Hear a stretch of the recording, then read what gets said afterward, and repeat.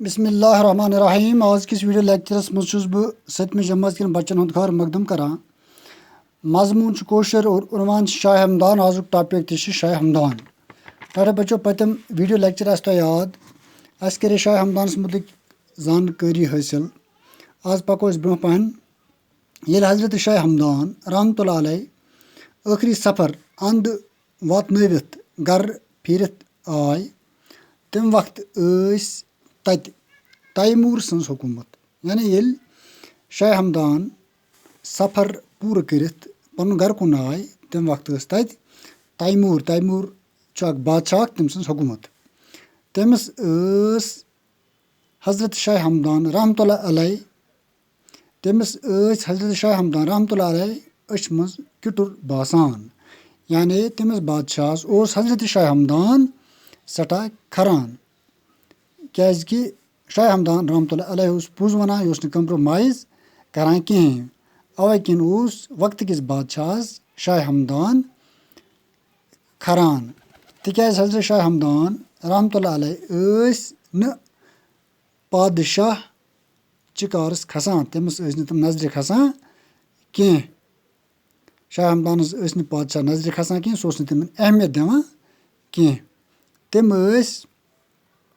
निदारन लूकन जुल्म करान बादशाह सादन बे मौसूम लूकन जुल्म करान यह हजरत शाह हमदान रहमतुल्लाह अलैह पसंद फरमावान।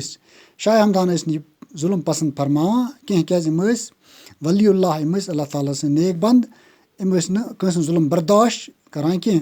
बे तम पादशाहन हज पलवगी करन जायज़ मानान तम पादशाहन पन्ने गर्ज खतर बल तारीफ करन जायज़ माना कह। वक्त किस पादशाह सत बुथ लागै जून आलिम आरिफ तो आबिद शाह हमदान सबन मुनसिब अम जून मुनसिब कह कि वक्त किस पादशाह लगो बुथ तो तम सज नाराजगी यमो मुल तो जून मुनसिब यमो कह।